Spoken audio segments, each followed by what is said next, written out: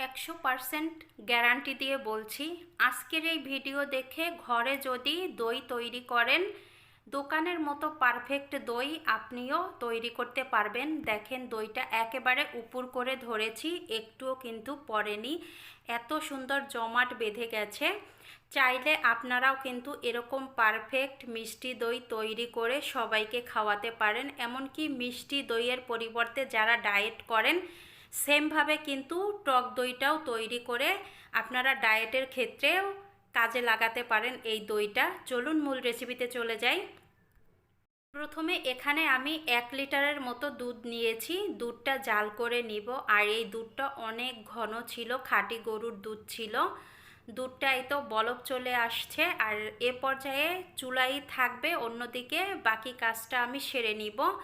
টক দইটা আগে থেকেই জল ঝরাতে বসিয়ে দিয়েছিলাম। অবশ্যই টক দই ভালোভাবে জল ঝরিয়ে নিতে হবে, নয়তোবা মিষ্টি দইয়ে জল জমবে যদি টক দইয়ে জল থাকে। এই যে ভালোভাবে ফেটিয়ে নিলাম টক দই, আর এদিকে দুধটাও জাল প্রায় শেষের দিকে। এ পর্যায়ে মিষ্টির জন্য দিয়ে দিলাম চিনি।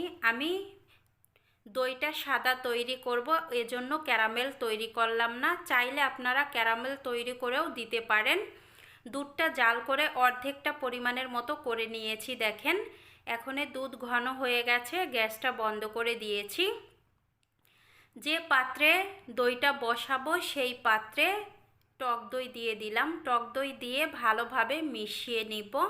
যে পাত্রেই দইটা বসান না কেন, এরকম টক দইটা ভালোভাবে একটু মিশিয়ে নেবেন, তাহলে দইটা খুব সুন্দর বসে।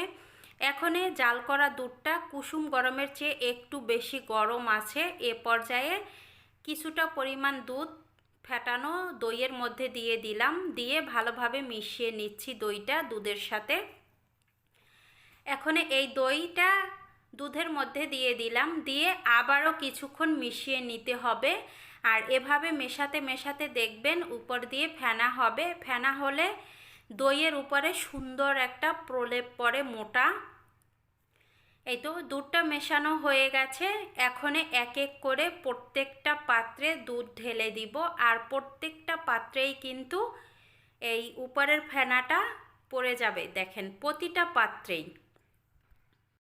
চায়ের কাপে দুধগুলো দেওয়া হয়ে গেছে। এখন যে পাত্রে দইটা বসাবো সেই পাত্রটা আমি গরম করে নিয়েছি চুলায়। এই কড়াইটা খুব সুন্দরভাবে গরম করে নিয়েছি। গরম কড়াইয়ের মধ্যে তোয়ালে দিয়েছি, তারপরে এক এক করে এই যে দইগুলো রেখে দিচ্ছি।